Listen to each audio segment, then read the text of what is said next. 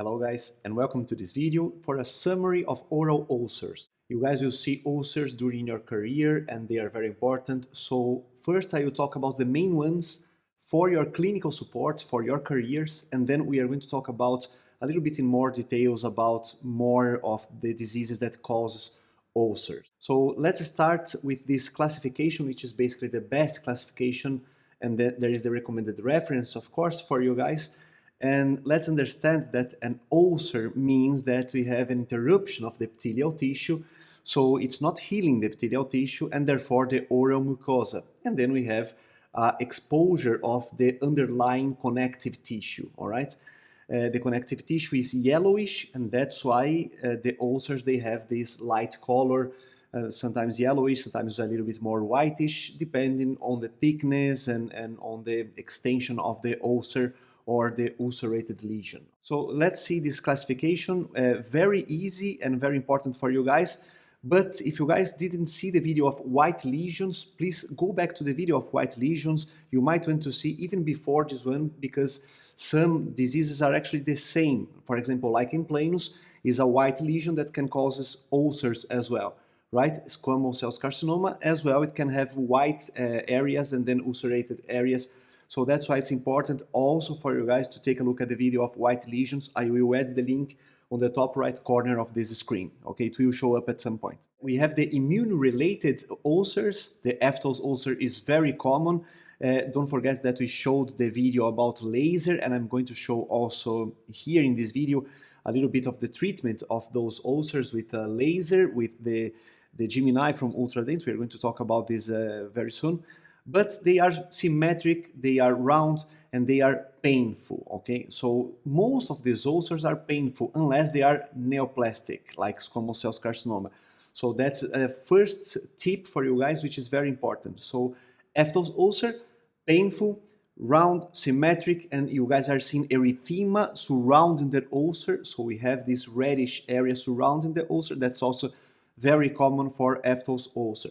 It can happen in the tongue, hard palates, or in the oral mucosa, on the cheeks, the mucosa of the cheeks, and other areas as well. The vestibulum, okay, the internal side of the lip, and all other oral mucosa areas. Then we have herpes. Here we are talking about infections.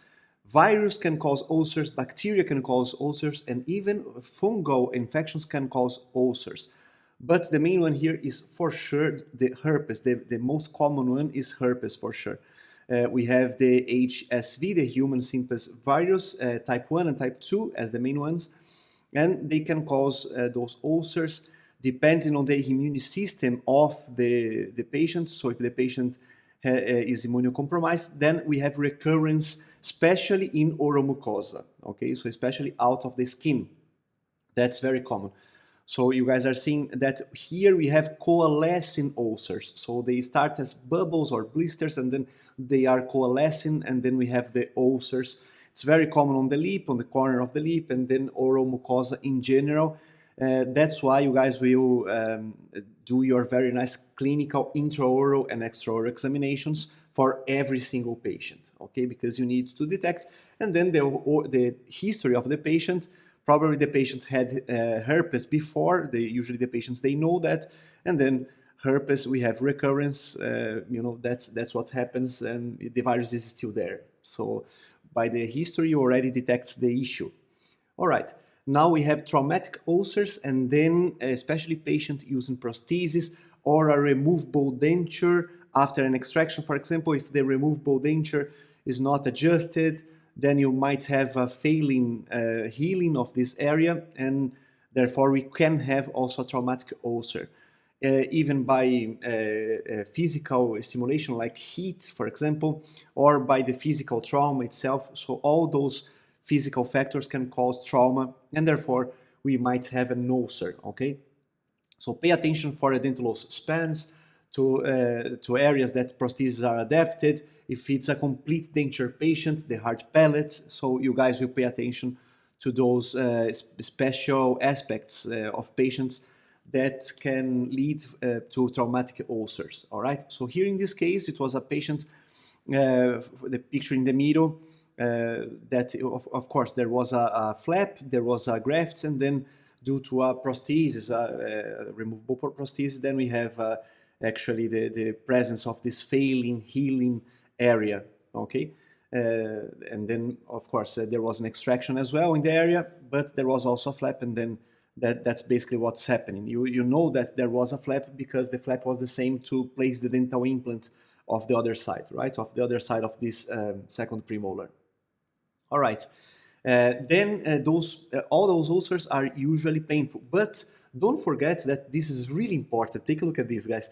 Sometimes you are going to see this yellow aspect of the traumatic ulcer that you guys are seeing on the sockets, and that's just a socket that is healing. All right. So you look at the socket is healing. Sometimes the hole is too big, and then you see yellowish. That's just the connective tissue healing. This is not dry socket. Bone is dry looking, and then this is connective tissue, all right? So if the socket has the normal dimensions and you are seeing a little bit yellowish inside, of course, the connective tissue is healing. The epithelial tissue, of course, didn't heal completely because it's a socket. You didn't manage, of course, to suture vis-a-vis, the borders coapting to each other, and then, of course, there will be secondary healing, all right? Secondary healing, and that's why the connective tissue is still healing after, and of course, the epithelial tissue will heal subsequently. But then we have neoplastic ulcers, and now it's completely different, right? Now we have aggressive lesions, elevated borders. Now we have ulcerated. We can have erythema areas as well. We can have white areas. All right.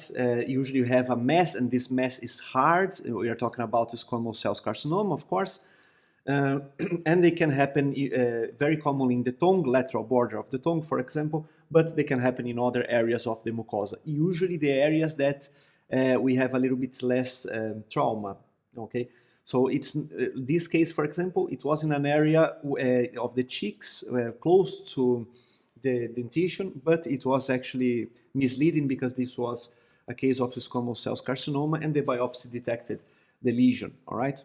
Let's see now other lesions and other pictures for you guys to understand a little bit better. Take a look at this. Stay tuned because this lecture is really, really important as a very nice review for you guys. So now we have a little bit in more details. The traumatic ulcers, then we have after removing the sutures and removing of course, what is the treatment? Removing the agent that was causing the trauma. So you adjusted the prosthesis, for example, and then this ulcer will tend to heal. And then the epithelial tissue starts healing, and then it will be the yellow area, the area with exposed connective tissue will decrease, of course, right, with time, of course. And then neoplastic lesions, you guys know, we need to detect this with a biopsy. And then there are all the treatments for squamous cell carcinoma. In many countries, you refer to a maxillofacial surgeon, but it depends actually on the country, depends on the guidelines. So we are not going to cover this in this video, all right? And immune-related, then we have more important lesions. So we have the aphthous ulcer and the infections. I'm talking about the virus 1 as the most common, herpes. We have even syphilis being of bacteria being able to cause ulcers. But then take a look at those three other lesions here. We have mucous membrane pemphigoid. That's a very important lesion, which is this one that is usually in the gingiva. All right, it's an ulcer, not so asymmetric, not so aggressive, usually in the gingival tissue. Right, that's the MMP. And the one below, the picture below, is the pemphigus vulgaris, where we have, especially in the cheeks, on the oral mucosa, we have the white areas, and then we have erythema, very large erythema areas adjacent to the ulcers, to the ulcerated areas. Okay, they look white here, but they are actually ulcerated areas. All right, and then lichen planus. Lichen planus, go back to the other video. They can cause ulcers. They can be also ulcerated as well, not necessarily. So that's why it's important for you guys to review the video of white lesions. All right. So those were the most important ulcerated lesions, the most common that you guys will see in your clinical careers. But don't forget to assess the patient as a whole, because sometimes the socket is healing, the ulcer is already healing, and or it's just connective tissue that is healing on top of the alveolar bone. Okay? Take care, study the reference, and see you guys on the next videos.